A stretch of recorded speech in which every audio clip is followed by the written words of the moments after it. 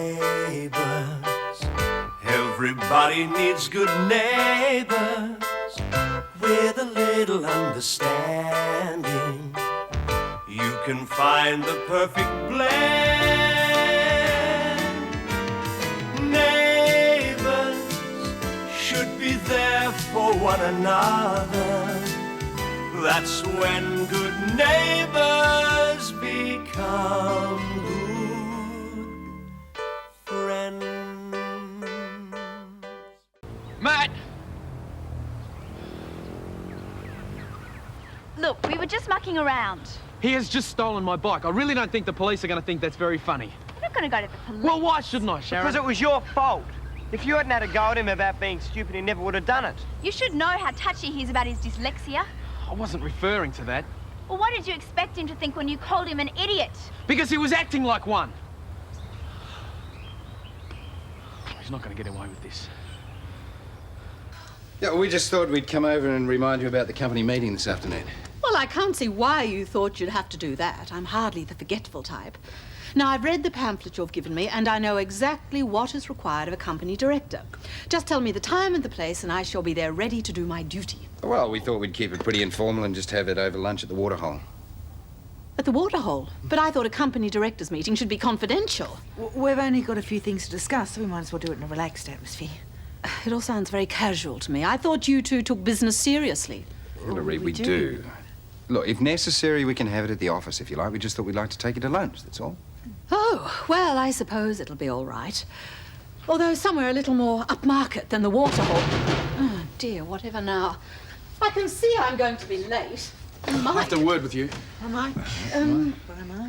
Listen, we better get going. 1 o'clock, all right? Yes, fine. Mike, couldn't you come and see me at the library in first recess? No, I need to talk to you now. Well, I gather something's wrong. Yeah, you could say that. Well, what is it that is so urgent? Matt has stolen my motorbike. Oh, I can't believe it. He couldn't have. Well, he has, and I want something done about it. And once you've used the Marvel sponge absorber, folk, your house, your life, will never be the same again. How's that? It's great. You really think so? Yeah. But do you think a piece of sponge could actually change a person's life? That's probably a little bit exaggerated, but people expect a lot of hype. Do you reckon my spiel's better than the old one? Do you think it'll impress Mr. Dawkins? Yeah. Well, yours is much less boring than the one they gave you. Less boring? No, what I mean is yours isn't boring at all. You'll sell lots of sponges with it. Yes, I hope so. Oh, Mum didn't seem real impressed, though. She thinks I should stick with the original spiel. Oh, she's a bit out of sorts lately. Yeah, I noticed that. I wonder what's wrong with her. Had a few things on her mind, I think. Yeah, but Harold seems a bit down, too. Yeah, he's going to be down on me, too, if I don't get to work soon. Still selling these joggers breakfast, so he likes me to get there early. Good luck for today. Thank you. Hey! If your house, your life, dull and dreary, then I can show you the way to put shine and sparkle back into your world. Ladies and gentlemen, let me tell you, this simple item is the greatest house cleaning device of the century.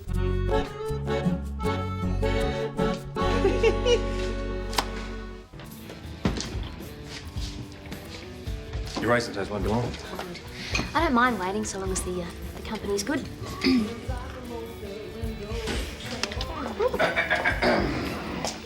Goodness me, what's the coffee shop coming to? What can I get you to? What are you working here today? Yeah, I just dropped in to see Harold when he was snowed under, so I gave him a hand.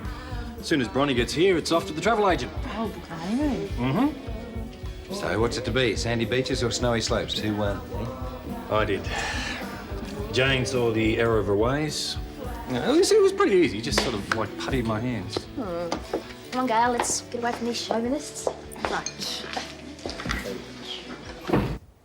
No, Mike, no, he hasn't turned up yet, but I'm sure he won't be far.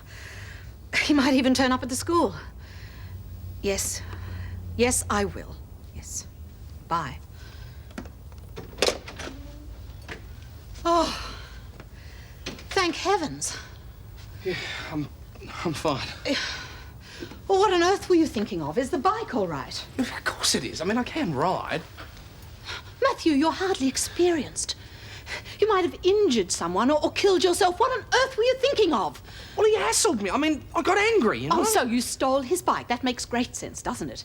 If Mike had reported you to the police, you could have been arrested like some common criminal. I did not steal the bike. I borrowed it. I took it for a ride, that's all. You deliberately took someone else's property. Now, that behaviour is totally unacceptable. Well, young man, you're grounded indefinitely. Bad luck, Hillary. I'm not buying that. What do you mean? OK, I took Mike's bike in the heat of the moment. Maybe it was wrong. But I'm sick of him hassling me. I'm sick of you doing it as well. Don't you take that tone with me. Can't you see that you're in the wrong? It was a stupid thing to do. Oh, stupid. Stupid. You know, that's all I get these days. You're as bad as he is. Matthew, I didn't mean that you're stupid, but what you did was. Now, please, just be man enough to admit you're wrong and take the punishment. No, there was too long when you didn't give a damn about me. You weren't my mother for all those years, so don't think you can start telling me what to do now. Because I'm not going to cop it.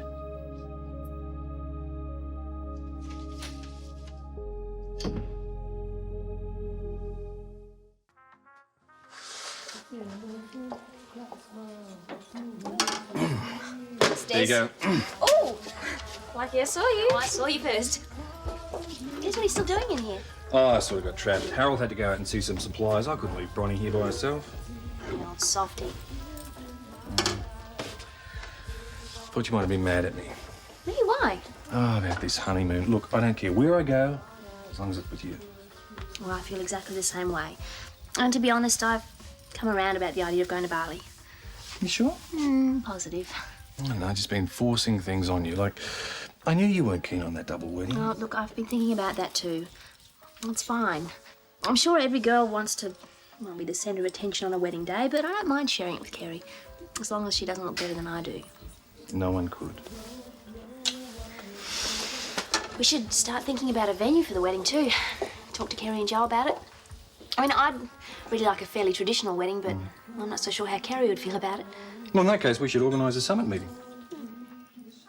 Well, I must say, if you'd wanted to take me to lunch, Le Restaurant would have been far more suitable. Oh, Hillary, that's a bit expensive for lunch, isn't it? Oh, I see. You saying that the company's doing so badly we can't afford it. No, on the contrary. We're in very good financial shape. In fact, that's what we wanted to talk to you about. But you haven't declared this meeting open or read the minutes of the previous one. All right, I declare this meeting open, OK? And we can take the minutes as read. Why? Why what? Why should we take them as read? They haven't been. Hillary, you received typed copies of the notes of the last meeting, didn't you? I mean, you asked for them. Did you read them at all? Yes, of course I did, but I can't be expected to remember all the finer details. Well, I don't think there were any. It was a fairly informal meeting like this one is supposed to be.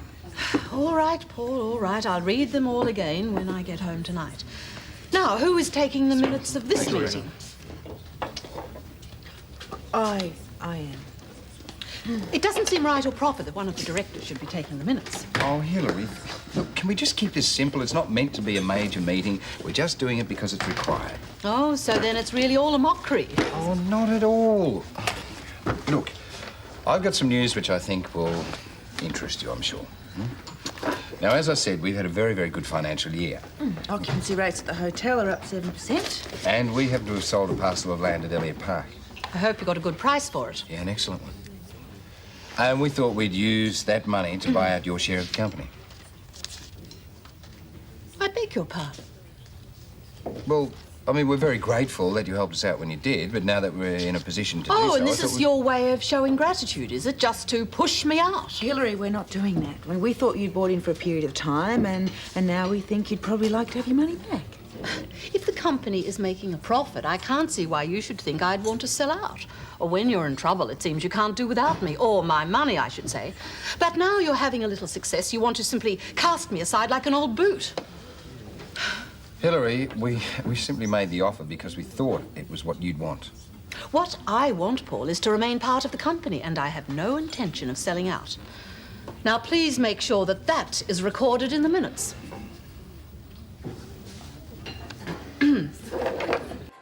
How often do accidental spills happen in your home? This sort of thing can happen any time, and when it does, what are you going to do about it? My mum goes real mad. Her mum goes real mad. Folk of Erinsborough, did you hear that? Her mum goes real mad. Buddy, what about you? Did your mum go real mad too? Yep. Oh, well, what if this happened? Or this maybe? Eh? Or even something like this? Wild. Now listen, have you guys ever had a party where the carpet ended up looking like this? Good enough to eat? Listen, we were so poor when my mum said the floor was clean enough to eat off, she meant it. How come you could afford one of them? Because they're so cheap.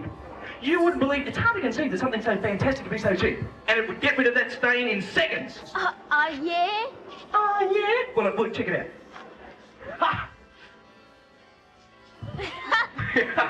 Maybe I went a bit overboard with that. I don't reckon they're any good. Of course they are. You can't say that. Look, have a drink on the house, okay? What about us? Yes, well... Ramsay! What do you think you're doing? And how many marble sponge absorbers have you sold today? None, yet, but look at the crowd I've attracted. I don't imagine those children are going to want to spend their pocket money on our product. Besides, you seem to be giving away any profits we might make. It's very obvious to me you don't take your work seriously. No, I do. You're fired, Ramsay.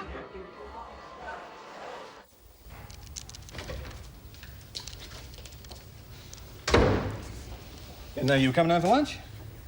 Well, I wasn't. Just thought I'd check my bike for damages. Yeah, I already have. It's okay. Oh, so you know what happened then? Sharon and Nick filled me in, yeah. Oh, I can imagine what their version of the story was like. It's a bit rough on Matt, calling him an idiot. The kid can't help it if he's got dyslexia. Geez, I wasn't having a go at him about that. How'd you expect him to take it? You're a teacher. He's supposed to be on his side. I told you, that's not what I was talking about. Maybe you should think a bit more before you speak. Oh, come off it, Des. I was angry. Anyone could have said it. Oh, you've been coming down on those kids really hard for a while now. Yeah, because it's really difficult for me. I live in the same street as them. I knew them before I was a teacher. I just don't get any respect from them. Look, you only get respect when you earn it, mate. I haven't done anything wrong. Why are you getting stuck into me over this? Look, if Matt misinterpreted what I said, then that's his fault. He still had no right to take the bike. Yeah, you're right. But all I'm saying is that as a teacher, you've got to encourage kids, eh? Bring out the best in them.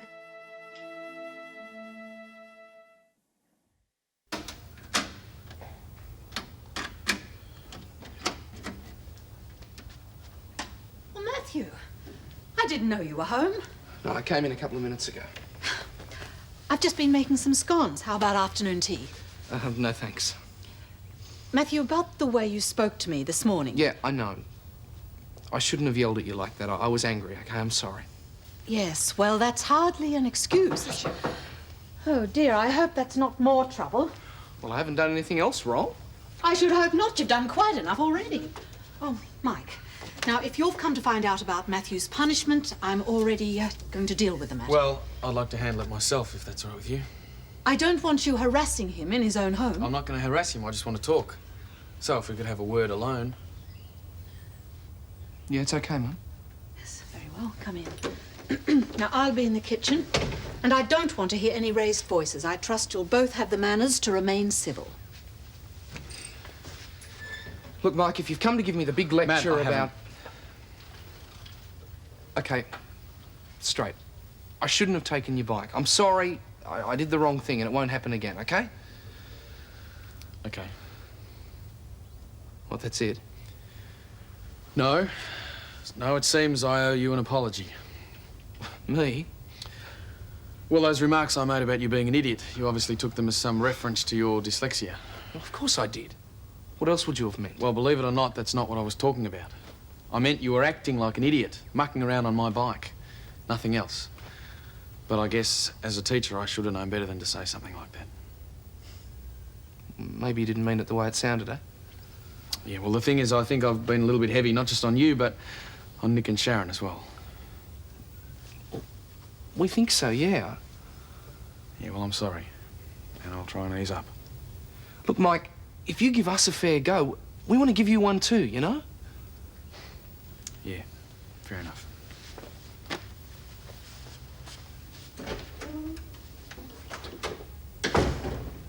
it's so beautiful, Bronny. You've seen it before. Yeah, I know. I'm just amazed Henry had such good taste. Oh, of course he has. He chose me, didn't he? It must have cost him a fortune, though. We got a night job in Brisbane to earn enough to buy it. Yeah? He can be so romantic when he wants to. So have you set a date yet? No, not yet. Oh, I don't suppose you've thought about who's going to be bridesmaids and all that then. I don't have to think much, do I? You'll be my bridesmaid. Oh, wonderful. I hope so. Of course you will. You're my sister, aren't you? And there isn't anyone else I'd rather have. Thanks, Bron. I've been a bit sad lately. We've sort of grown apart a bit. You've been so busy with Henry and everything. Yeah, I know. I haven't meant to leave you out. It's just we used to be so close. Well, we still are, aren't we? Yeah, of course we are. Good. So I'm going to be a bridesmaid. Oh, Henry, we have just made it official that Shez here will be my bridesmaid. Oh, really? Well, she'll probably get to be grandmother before she gets to be bridesmaid. Well, we know it's not going to be straight away or anything, but... Look, it wouldn't be right to get married until I can hold down a decent job. And I don't know if I'll ever be able to do that. You got fired. Yep. Oh, poor Henry. Don't worry, there are other jobs. Oh. Not for me. I always seem to blow it. I cannot believe that this is the unstoppable Henry Ramsay talking. What happened to the coolest dude in Erinsborough, huh? He's turned chicken because of one knockback? Of course he hasn't. No one can keep you down, Henry. You always bounce back. Yes, I do, don't I? Yes, you do. So you bounce right down to that CES office and you see what else they have to offer you. You go for it. Oh, yes. right. Give us an H, give us an E, give us an N-R-Y. Yay! Oh, being married to him is going to be very exhausting, Bron. Oh, tell me about it. So, you stuck with Hillary? Yeah, maybe forever by the looks of it. Don't. Well, if she doesn't want to be bought out, I suppose we should use the money from the land to build up the business a bit, eh? Wouldn't it be better to put that towards our loan repayment? No. You should use your capital advantageously, eh? Well, I think paying off some of that huge loan would be advantageous. What would you advise, Dex? Hit the mortgage on the head. Hi. Oh, Jan. Talking to Kerry and Joe about a place to have the wedding, and they've already come up with an idea, and I think it's great. Where is it? The butterfly enclosure at the zoo. You want to get married at the zoo? Well, the butterfly enclosure's lovely, Des. That's great. Trust Kerry to think of something like that. Come on, Des, it'll be fantastic. I mean, really romantic. Yeah? Well, you got barley, Des. The least you can do is let Jane have the butterflies. I'll have enough butterflies in my tummy. Still, if you're going to marry me, I don't care where it is. Oh, good. Oh, I love Gray. Yep, look where it got you. Look where it got me. Oh, Dad and Bill didn't seem to mind, but Aunt Edie wasn't too pleased. Well, she never was too keen on Henry, was she? Remember the time she nearly caught him naked in number 30's fernery? I almost wish she had. I'd have loved to have seen the look on her face. Don't. I would never have been able to see him again, ever. So, are you going to take him home to meet Dad and Bill? Yeah, eventually, when we get a bit nearer to setting the date. When do you think it'll be? Next year sometime, probably. Depends how Henry goes at holding down a job. Oh, well, it'll probably be years and years then. Don't be mean. I have a lot of faith in Henry. Yes, well, you always were pretty gullible. The conquering hero doth returneth. Oh. You got a job? Did I ever? Oh, that was quick. Was it another selling job? Yes. And the commission's a lot better than it was for the Marvel sponge absorber. Oh, really? Yep. And this thing has to be easy to sell. It's something everyone in the world has to have. Oh, come on, what is it? What are you selling? Funerals. What? Pre-packaged, made-to-measure funerals. Like I said, sooner or later, everyone has to have one.